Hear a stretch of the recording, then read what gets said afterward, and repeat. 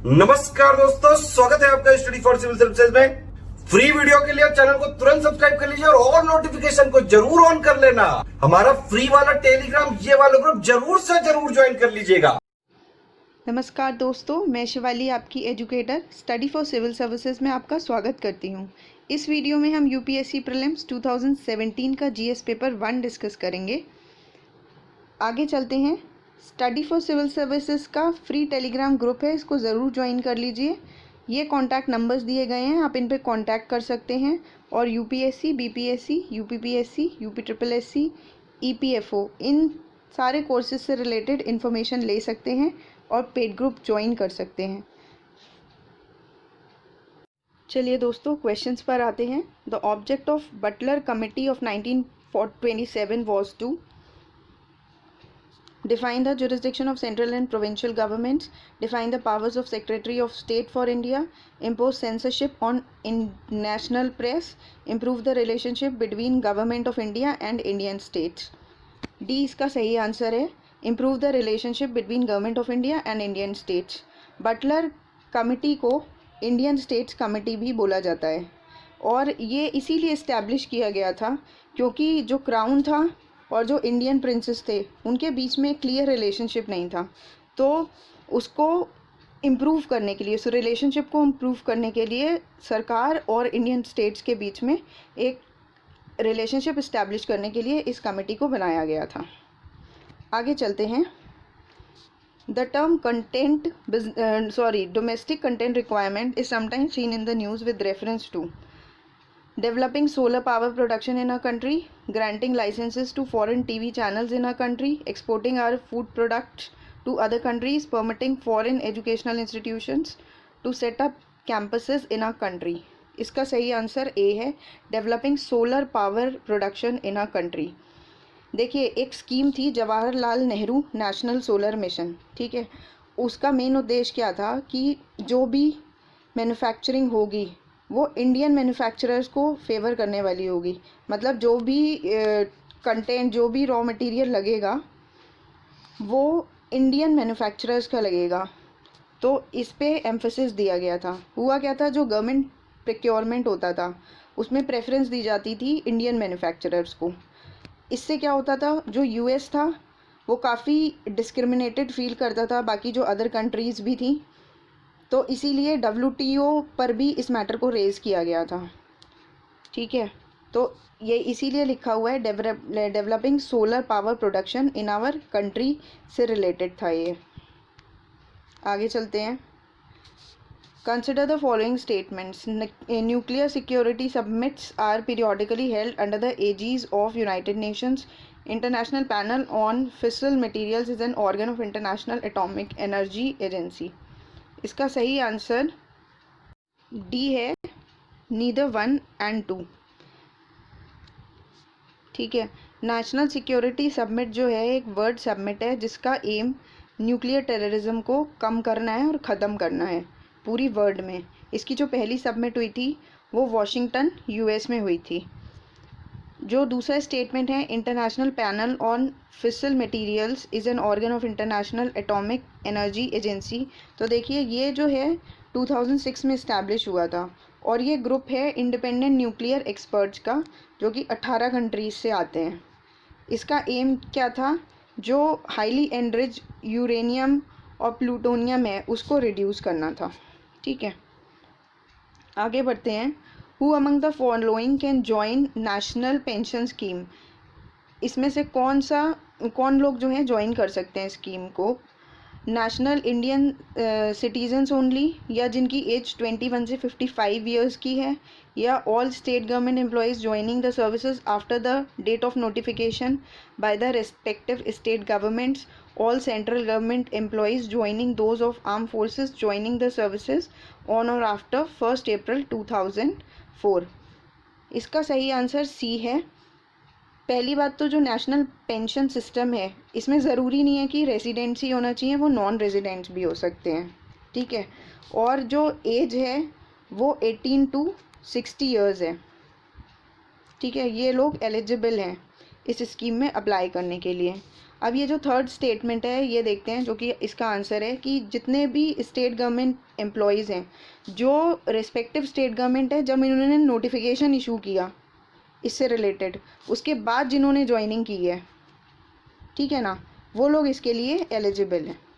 तो ये सी इसका ठीक आंसर हो गया। 30 देखते हैं। With reference to river Teesta consider the following statements. The source of river Teesta is the same as that of Brahmaputra but it flows through Sikkim. River Ranjit originates in Sikkim and it is a tributary of river Teesta. River Teesta flows into Bay of Bengal on the border of India and Bangladesh. इसका सही answer B है, यानी जो Ranjit river है वो originate होती है सिक्किम में और वो ट्रिब्यूटरी है तीस्ता की, ठीक है। लेकिन तीस्ता और ब्रह्मपुत्र का ओरिजिन सेम है, ये गलत है, क्योंकि देखिए तीस्ता जो रिवर है वो ओरिजिनेट होती है पाउंड्री ग्लेशियर है एक, वहाँ से ओरिजिनेट होती है, जबकि जो ब्रह्मपुत्र रिवर है वो होती है अंगसी ग्लेशियर से। तो ये पता होना चाहिए, ये याद कर लीजिए दोनों ग्लेशियर्स के नाम, ये ठीक है, ये गलत है कि दोनों का ओरिजिन सेम है, ठीक है। और तीस्ता जो है वो फ्लो करती है वेस्ट बंगाल और सिक्किम से और बांग्लादेश के थ्रू, जब वो बे ऑफ बंगाल में गिरती है एक्चुअली, ठीक है। तो इसका सही आंसर सेकेंड ही है कि रंजीत सिक्किम से ओरिजिनेट होती है और ट्रिब्यूटरी है तीस्ता की। अब आप बताइए कि जो ब्रह्मपुत्र है काफ़ी इम्पोर्टेंट रिवर है और इसकी ट्रिब्यूटरीज जो हैं लास्ट ईयर के पेपर 2016 में भी पूछी जा चुकी हैं। एक बार रिवीजन के लिए आप कमेंट बॉक्स में कमेंट करके बताइए कि इसकी इम्पोर्टेंट ट्रिब्यूटरीज कौन कौन सी हैं, ठीक है। आगे चलते हैं। In tropical region Zika virus disease is transmitted by the same mosquito that transmit dengue. Sexual transmission of Zika virus disease is possible. इसका आंसर बी है, सॉरी सी है, बोथ 1 और 2। यानी जीका वायरस जो है वो ट्रॉपिकल रीजन्स में transmit होता है उसी मॉस्किटो से जिससे डेंगू होता है। इनफैक्ट चिकनगुनिया भी उसी से होता है और उसका नाम क्या होता है, एडीज इजिप्टी, ठीक है। और एक है एडीज एल्बोपिक्टस, ठीक है। और दूसरा कि सेक्सुअल ट्रांसमिशन जीका वायरस से होता है, ये बिल्कुल होता है, तो सी इसका आंसर है। ये जो जीका वायरस पहले ओरिजिनेट हुआ था, ये हुआ था उगांडा से ओरिजिनेट, ठीक है, अफ्रीका में जो है, तो पहली बार वहाँ से हुआ था और पहले मंकीज़ में हुआ था ये, फिर लेटर ऑन जो था ये ह्यूमंस में भी ट्रांसमिट होना शुरू हो गया था। इसके सिम्टम्स क्या होते हैं, फीवर आना, rashes, joint pain, muscle pain, ये इसके सिम्टम होते हैं। नेक्स्ट क्वेश्चन देखते हैं। Standard mark of bureau of Indian standards is mandatory for automotive tyres and tubes. Egg mark is a quality certification mark issued by FAO, food and agriculture organisation. सही answer क्या है, 1 और 2 या फिर कोई भी नहीं। सही आंसर इसका ए है। जो standard mark of bureau of Indian standards होता है वो ऑटोमेटिव टायर्स और ट्यूब्स के लिए ज़रूरी होता है, ठीक है, मैंडेटरी है। BIS देखते हैं क्या होता है, ब्यूरो ऑफ इंडियन स्टैंडर्ड्स। ये ministry of consumer affairs, food and public distribution के अंतर्गत आता है और ये इस्टेब्लिश हुआ है BIS एक्ट ऑफ 1986, ठीक है। अच्छा, एगमार्क का देखते हैं। Agmark is a quality certification mark issued by FAO। तो ये चीज़ गलत है, ये FAO इशू नहीं करती है। एगमार्क मतलब होता है एग्रीकल्चर मार्क, ये एक सर्टिफिकेशन मार्क होता है एग्रीकल्चरल प्रोडक्ट्स के लिए, जो इनकी क्वालिटी को इंश्योर करता है। वो कंफर्म करता है कि कुछ सेट ऑफ स्टैंडर्ड्स जो कि डायरेक्टोरेट ऑफ मार्केटिंग और इंस्पेक्शन देते हैं उनको सेटिस्फाई कर रही है ये प्रोडक्ट या नहीं, इस बात का प्रमाण होते हैं ये एग मार्क, ठीक है। मतलब कि क्वालिटी को इंश्योर करते हैं कि क्वालिटी इसकी ठीक है या नहीं है एग्रीकल्चर प्रोडक्ट्स की, ठीक है। तो इसका सही आंसर ए ही है। ये चीज़ गलत है, ये FOA के अंडर में नहीं आती है और FAO को मैं प्रीवियस ईयर पेपर में डिस्क्राइब कर चुकी हूँ ऑलरेडी। 33 में आते हैं। What are the advantages of implementing national agriculture market scheme. National agriculture market scheme के फ़ायदे देखते हैं क्या है। ये pan India electronic trading portal है एग्रीकल्चरल कमोडिटीज़ के लिए। It provides the farmers access to nationwide market with prices commensurate with the quality of their produce. सही आंसर इसका सी है, दोनों ठीक है कि ये एक पैन इंडिया है। पैन इंडिया मतलब ऑल ओवर इंडिया एक इलेक्ट्रॉनिक ट्रेडिंग पोर्टल है एग्रीकल्चरल कमोडिटीज़ के लिए, जहाँ पे एग्रीकल्चरल कमोडिटीज़ को खरीदा और बेचा जा सकता है, ठीक है। और दूसरा है, ये इसलिए भी इस्टेब्लिश किया है जिससे कि जो फार्मर्स हैं उनको नेशन वाइड मार्केट एक्सेस मिल सके, यानी उन्हें एक ऐसा नेटवर्क मिल सके जहाँ पे वो अपने प्रोडक्ट्स को एक कॉम्पिटिटिव प्राइस पर सेल कर सकें। ऐसा ना हो कि इंटरमीडियरीज जो हैं उनके थ्रू बेचा जाए और उनको ज़्यादा फ़ायदा ना हो। दूसरी बात कि एक ट्रांसपेरेंसी बनी रहे और बेटर क्वालिटी के प्रोडक्ट्स भी कंज्यूमर्स को अवेलेबल हो सकें। तो ये ओवरऑल अगर हम 360 डिग्री एनालिसिस करें तो ये फार्मर्स के लिए भी अच्छे हैं और कंज्यूमर्स के लिए भी अच्छे हैं, ठीक है। एक नेटवर्क होता है APMC मंडीज़ का, जहाँ पे यूनिफाइड मार्केट को क्रिएट करने की बात होती है, ठीक है। ऑनलाइन यूनिफाइड मार्केट क्रिएट होगा और वहाँ पर फार्मर्स अपने प्रोडक्ट्स को बेच सकते हैं।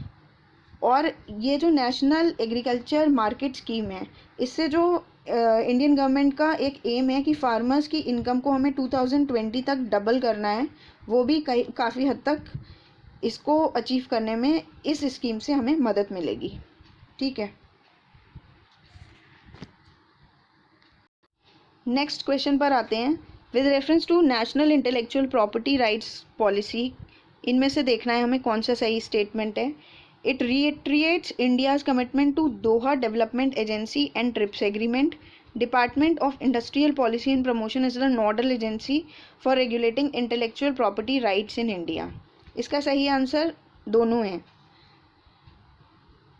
देखिए, जो दोहा डेवलपमेंट एजेंडा था, या उसको हम दोहा डेवलपमेंट राउंड भी कहते हैं, वो WTO का एक नेगोशिएशन राउंड था, जहाँ पे मेन एम जो था वो यही था कि जो ट्रेड बैरियर्स हैं उसको कम किया जाए और ग्लोबल ट्रेड में सहायता की जाए, उसको बढ़ाया जाए और उसको हेल्पफुल बनाया जाए, ठीक है। तो it reiterates India's commitment to Doha development agenda and TRIPS, ये तो ठीक है। और ट्रिप्स का क्या है कि ये trade related aspects of intellectual property rights को देखता है। इसकी फुल फॉर्म ट्रिप्स की ये है, trade related aspects of intellectual property rights. ये लीगल एग्रीमेंट होता है, मेंबर नेशंस जो हैं WTO के जो भी मेंबर हैं उनके बीच में ये एग्रीमेंट होता है, और ये मिनिमम स्टैंडर्ड्स सेट करता है कि सरकार को क्या मिनिमम स्टैंडर्ड सेट करने चाहिए। गवर्नमेंट इसमें मिनिमम स्टैंडर्ड्स IPR से रिलेटेड जो है स्पेसिफाई करते हैं, ठीक है। और जो ये सेकंड पॉइंट है DIPP इसकी नोडल एजेंसी है, तो ये बिल्कुल सही बात है, क्योंकि इंटेलेक्चुअल प्रॉपर्टी राइट्स कहीं ना कहीं इंडस्ट्रियल पॉलिसी से ही रिलेट करता है, तो DIPP ही इसका जो है नोडल एजेंसी होगा। तो सही आंसर C हो जाएगा इसका। आगे चलते हैं। According to Wildlife Protection Act 1972, which of the following animals can not be hunted by any person except under provisions provided by law? घड़ियाल, Indian wild ass, wild buffalo. इसका सही answer D है, यानी तीनों ही इसके सही answer हैं, इनको हम हंट नहीं कर सकते हैं, ठीक है। अब देखते हैं वाइल्ड लाइफ प्रोटेक्शन एक्ट 1972 क्या कहता है। ये एक एक्ट है, पार्लियामेंट के द्वारा इस्टेब्लिश किया गया है, और ये क्यों इस्टेब्लिश किया है, ना केवल एनिमल्स बल्कि प्लांट्स भी इसमें कवर होते हैं, ठीक है। ये कन्फ्यूजन नहीं रहना चाहिए कि खाली वाइल्ड एनिमल्स कवर होते हैं, वाइल्ड प्लांट्स भी इसमें कवर होते हैं। इसमें होता क्या है, मेनली इसका तो उद्देश्य ही ये है, नाम से पता लग रहा है प्रोटेक्शन करना, तो एनिमल्स की प्रोटेक्शन के लिए होते हैं और प्लांट्स की प्रोटेक्शन के लिए होते हैं। अब होता क्या है, इन्होंने क्या किया है, एक्ट में शेड्यूल्स बना दिए गए हैं, जिससे किस प्लांट को कितनी प्रोटेक्शन देनी है या किस एनिमल स्पेशीज़ को कितनी प्रोटेक्शन देनी है, उसके अकॉर्डिंग 6 शेड्यूल्स बना दिए गए हैं, ठीक है। शेड्यूल्स काफ़ी इंपॉर्टेंट हैं, एक एक करके देखते हैं।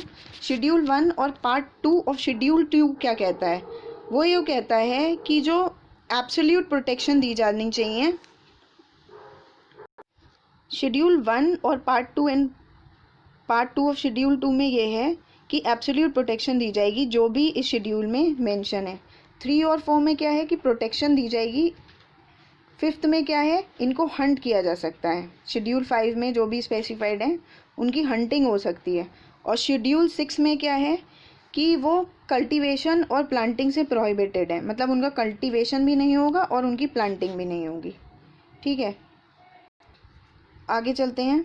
Which of the following statements are true of fundamental duties of an Indian citizen? इसमें से कौन सा सही है? Legislative process has been provided to enforce these duties, they are correlative to legal duties. इसका आंसर डिस्प्यूटेड है, C और D है, लेकिन जो कमीशन ने दिया है मैं वो आपको बताऊंगी। इसका आंसर इनके अकॉर्डिंग डी है कि जो लेजिस्लेटिव प्रोसेस है उसको प्रोवाइड किया है ड्यूटीज़ को एनफोर्स करने के लिए, और लीगल ड्यूटीज़ के ये कोरोलेटिव है। तो ये दोनों इसके हिसाब से गलत स्टेटमेंट है। ठीक है, Radhakant Deb, first president of British Indian association.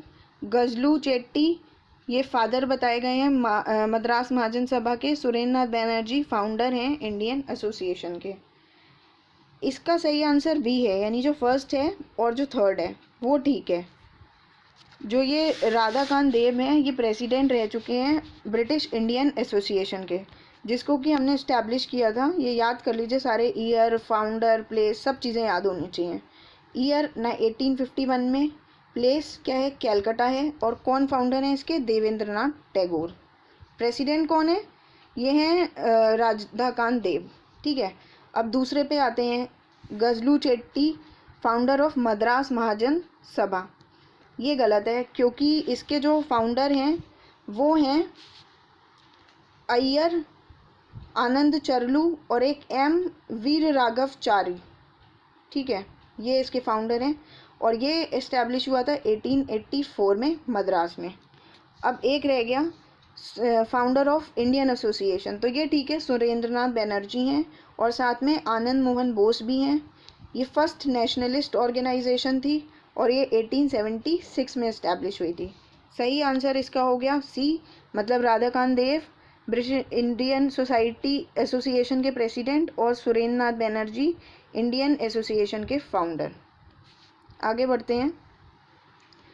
Which one of the following objectives is not embodied in preamble to the Constitution of India? Liberty of thought, economic liberty, liberty of expression, liberty of belief. तो इसका सही answer B है, economic liberty की कोई बात नहीं कही हुई है। ठीक है, बात जो की हुई है वो liberty of thought, expression and belief की हुई है, और साथ ही साथ फेथ और वर्शिप की भी। अब देखिए, इसको याद करने की ट्रिक क्या है, हम याद कर सकते हैं टीब फॉर। टी से क्या हो गया, thought, expression, belief, faith and worship. ठीक है, बी इसका आंसर हो जाएगा।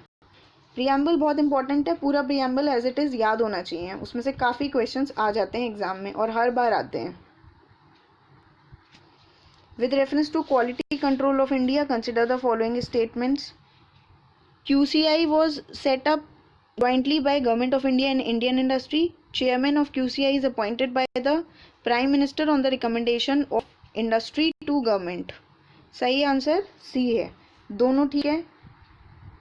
QCI जो था वो गवर्नमेंट ऑफ इंडिया और इंडियन इंडस्ट्री के जॉइंटली सेटअप हुआ था, और जो चेयरमैन है इसके QCI है उनको PM अपॉइंट करते हैं, किसकी रिकमेंडेशन पे, industry to the on the recommendations of industry to the government.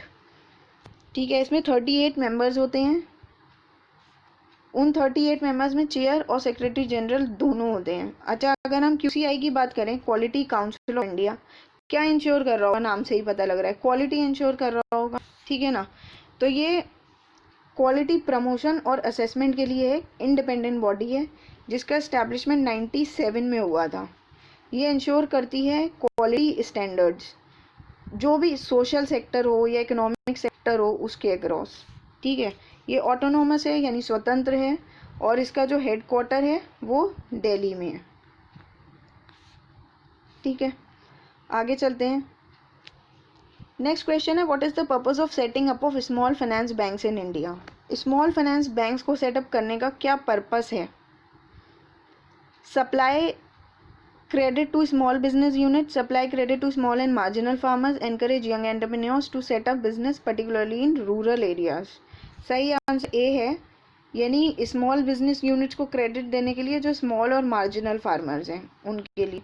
ये एक्चुअली बनाया ही इस उद्देश्य से गया था, जो भी सेक्शंस ऑफ सोसाइटी दूसरे बैंक से कवर नहीं हो पा रहे हैं वो इससे कवर हो जाएं, स्मॉल एंड फाइनेंस बैंक से। ये एक तरह से निश बैंक्स होते हैं, यानी ऐसे बैंक जो किसी स्पेशल पर्पस, निश मतलब स्पेशल पर्पस के लिए इस्टेब्लिश किए गए हैं। इनका काम भी बिल्कुल वैसे ही बैंक्स की तरह होता है, डिपॉजिट्स को एक्सेप्ट करना और लेंड करना, और इनका मेन उद्देश्य जो होता है फाइनेंशियल इंक्लूजन को बढ़ावा देना, यानी उन तक लोन पहुंचाना जो एक्चुअली लोन लेने में असमर्थ हैं या किसी वजह से उनको लोन नहीं मिल पा रहा है, वो उसकी रीच में नहीं आ पा रहे हैं, तो इससे फाइनेंशियल इंक्लूजन भी प्रमोट होता है। ठीक है, आगे चलते हैं। With reference to Asia Pacific ministerial conference on housing and urban development consider the following statements. कौन सा करेक्ट है ये बताना है। First was held in India in 2006 और इनका थीम था emerging urban forms, policy responses and government structure. India hosts all annual ministerial conferences in partnership with ADB, APEC, ASEAN. कोई भी सही नहीं है, दोनों गलत हैं। देखिए इसका थीम जो लिखा है वो नहीं था, इसका थीम था a vision for sustainable urbanisation in Asia Pacific by 2020, और इसकी जो सेकेंड कॉन्फ्रेंस थी वो तेहरान में हुई थी। ठीक है, तो ये लिखा है ना, India host all annual ministerial conferences in partnership with ADB, APEC, ASEAN, तो इसमें ये नहीं है, ये गलत है। और इसका एम क्या था, सस्टेनेबल डेवलपमेंट करना, हाउस सेटलमेंट्स का, कहाँ ह्यूमन सेटलमेंट्स का, कहाँ पर, एशिया पैसिफिक रीजन में। ठीक है, मेनली फोकस किस पे कर रहा है, हाउसिंग एंड अर्बन डेवलपमेंट पे, जो एशिया पैसिफिक रीजन है वहाँ पर। ठीक है, आगे चलते हैं।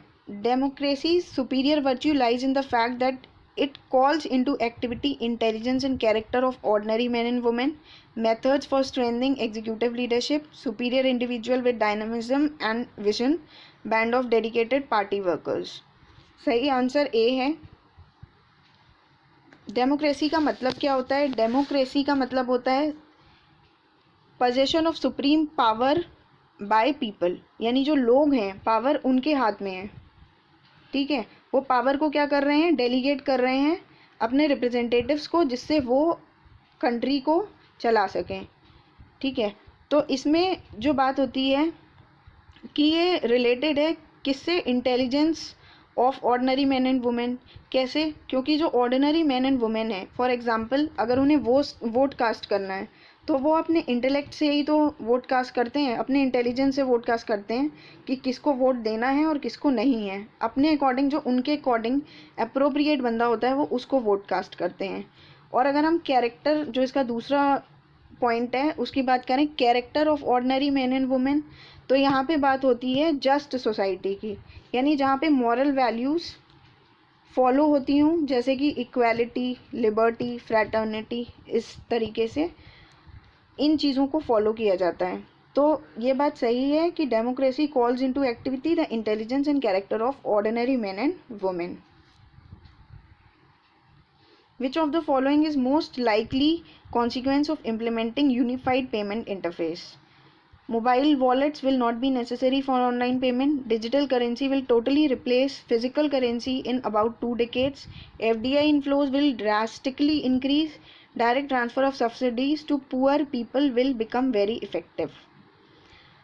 ये आंसर सही हो सकता है अगर हमें पता हो कि कुछ ना कुछ पेमेंट से रिलेटेड है। यूनिफाइड पेमेंट इंटरफेस है ना, मतलब पेमेंट आ रहा है यानी पेमेंट से रिलेटेड है। तो ये कि अगर हम दूसरे स्टेटमेंट्स देखें कि डायरेक्ट सब्सिडी दी जाएगी या FDI जो है ड्रास्टिकली इंक्रीज़ करी जाएगी, इस टाइप्स के वर्ड तो वैसे ही अवॉइड करने चाहिए। एग्ज़ाम में अगर इस टाइप्स के वर्ड लिखे हैं तो वो आंसर ज़्यादातर केसेस में नहीं होता है। अब जैसे ये क्या है, digital currency with totally replace, तो टोटली कैसे रिप्लेस कर देगी डिजिटल करेंसी फिजिकल करेंसी को, तो ए इसका आंसर सही हो जाएगा अगर थोड़ा सा भी जानकारी है कि ये पेमेंट से रिलेटेड है। Mobile wallets will not be necessary for online payment, online payment के लिए मोबाइल वॉलेट्स की ज़रूरत नहीं होगी। ये देखिए स्कीम 2016 में इंट्रोड्यूस हुई थी, इसको डिटेल में बताते हैं। इसमें क्या होता है कि पेमेंट डायरेक्टली ट्रांसफ़र होता है एक बैंक अकाउंट से दूसरे बैंक अकाउंट में। ठीक है, कस्टमर जो है वो सप्लायर को या जो ट्रेडर है उसको पेमेंट कर सकता है, और ऑनलाइन और ऑफलाइन दोनों होते हैं। और ज़रूरी नहीं है इसमें हमें पूरी डिटेल देना पड़े कि क्रेडिट कार्ड का नंबर क्या है, पिन क्या है, ये सब चीज़ें ज़रूरी नहीं है। ठीक है, और रियल टाइम पेमेंट सिस्टम होता है, रियल टाइम है यानी ऑनलाइन है, और डेवलप किया गया है national payment corporation of India के द्वारा। रियल टाइम मतलब उसी समय, जिस समय आप ट्रांजैक्शन करेंगे उसी समय पेमेंट हो जाएगा, ये मतलब है इसका। अलाउ करता है इंटर बैंक ट्रांजैक्शन, मतलब एक बैंक से और दूसरे बैंक में, मान लीजिए किसी का अकाउंट है एसबीआई में और उसको करना है पीएनबी में, तो ये पॉसिबल है, हो सकता है। ठीक है, और इसको रेगुलेट कौन करता है? आरबीआई इसको रेगुलेट करती है। ठीक है, अभी यूपीआई 2.0 भी आया है। इसमें क्या है, इसमें जो इनवॉइस होती है ना ट्रांजैक्शंस की, उसको व्यू कर सकते हैं, उसको हम देख सकते हैं और उसको स्टोर भी कर सकते हैं, तो ये इसकी एक ख़ास बात है। ठीक है, आगे चलते हैं। The terms event horizon, singularity, string theory and standard model are sometimes seen in the news in context of observation and understanding of the universe, study of solar and lunar eclipse, placing satellites in the orbit of the earth, origin and evolution of living organisms on the earth। देखिए कितने close सारे options हैं, easily confuse किया जा सकता है, जबकि सही से नहीं पता है कि ये वर्ड्स एक्चुअली रिलेटेड किससे हैं। तो ये रिलेटेड है observation and understanding of the universe से। ठीक है, इस टाइप के क्वेश्चंस को काफ़ी ध्यान से देखना चाहिए, ये टफ माने जाते हैं क्वेश्चंस। ठीक है, इसका आंसर ए हो जाएगा, observation and understanding of the universe. इसी से ये रिलेटेड हैं, कौन से terms? Event horizon, singularity, string theory और standard model.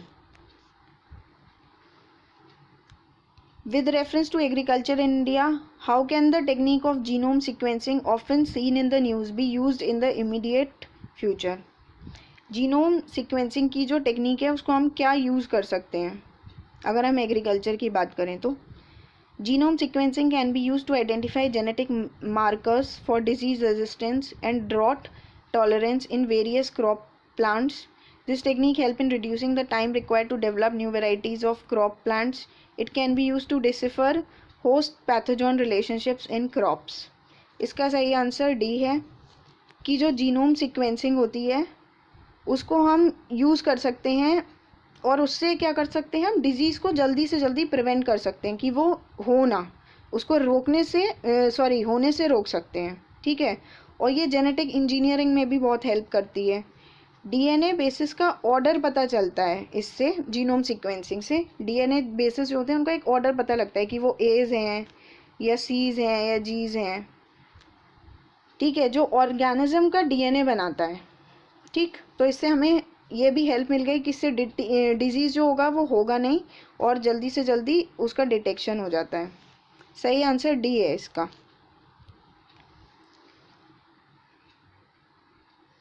Main advantage of parliamentary form of government क्या है? Main advantage, executive and legislature work independently, provides continuity of policy and is more efficient. Executive remains responsible to the legislature. Head of the government cannot be changed without election. सही answer C है। जो parliamentary system of government है, ये बहुत ही basic question है। Executive remains responsible to the legislature. जो executive हैं वो रिस्पॉन्सिबल होते हैं लेजिस्लेचर के लिए।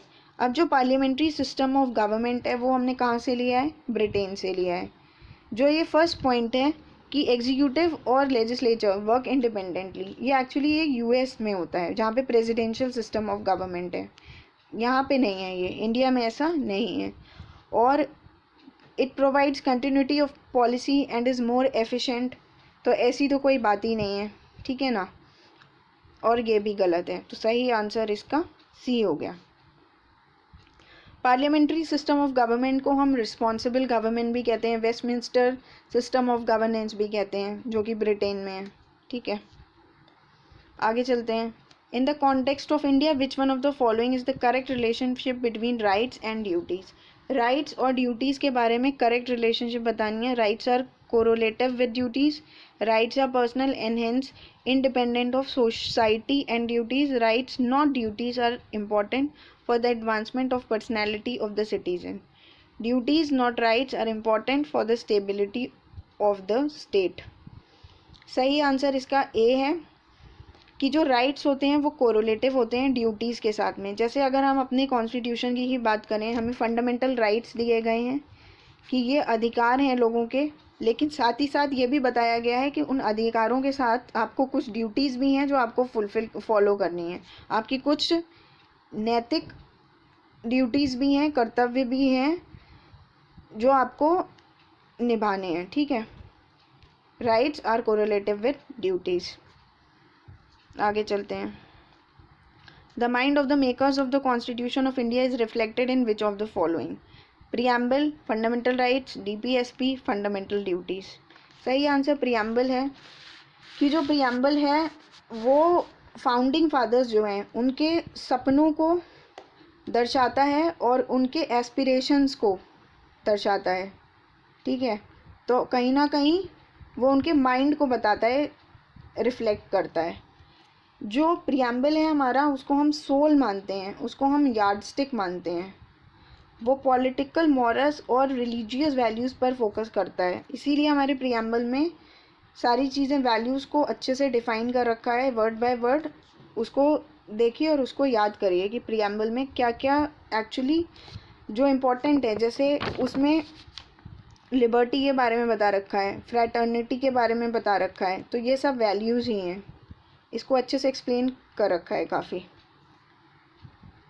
If you travel by road from Kohima to Kottayam, which is the minimum number of states through which you can travel, including the origin and destination? मतलब अगर आप कोहिमा से कोट्टायम जा रहे हैं तो आप मिनिमम किन स्टेट से पास करेंगे ये बताना है, और उसमें ओरिजिन जहाँ से आप जा रहे हैं और जहाँ तक आप जा रहे हैं, डेस्टिनेशन सारी ही आनी चाहिए। अब देखिए, पहले तो ये देख लीजिए कि कोहिमा जो है वो कहाँ पर है, नागालैंड में है, और कोट्टायम कहाँ है, केरला में है। अब बताएंगे कि कहाँ से कहाँ तक जाएंगे।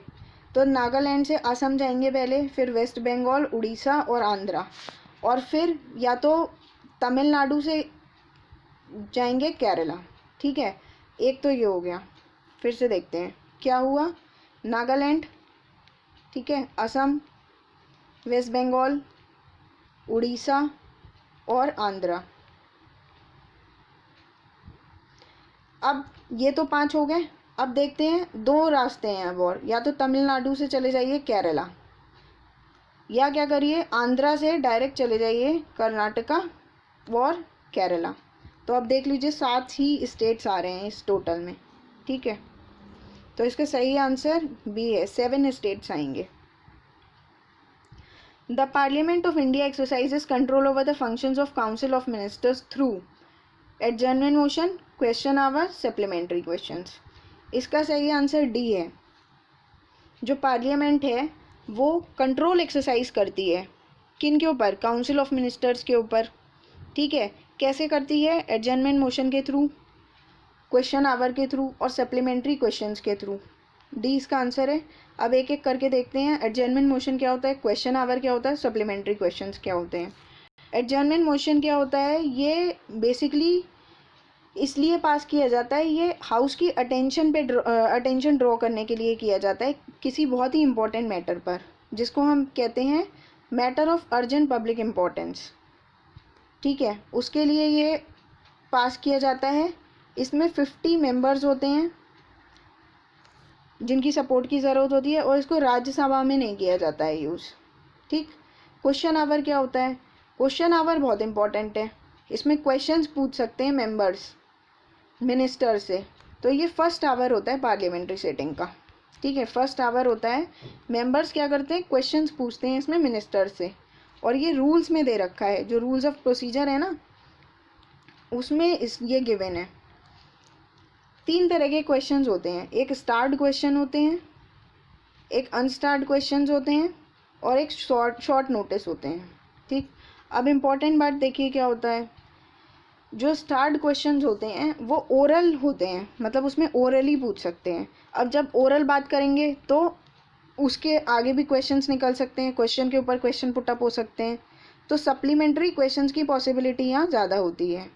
लेकिन अगर हम बात करते हैं अनस्टार्ड क्वेश्चंस की, तो वो कैसे होते हैं, रिटन नेचर के होते हैं। तो उसमें फिर सप्लीमेंट्री क्वेश्चंस की कोई बात ही नहीं होती है, तो नो सप्लीमेंट्री क्वेश्चंस होते हैं उसमें। लेकिन एक होता है शॉर्ट नोटिस। शॉर्ट नोटिस क्या होता है? इसमें नोटिस दिया जाता है 10 दिन का। शॉर्ट नोटिस मतलब 10 दिन का नोटिस दिया जाता है और ये भी ओरल नेचर का होता है। ठीक है, तो इसी के साथ ये वीडियो यहीं तक। तब तक के लिए गुड बाय। अगर आपको ये वीडियो अच्छी लगी हो तो इसको लाइक और शेयर कर दीजिए और चैनल को ज़रूर सब्सक्राइब कर दीजिए। Thank you.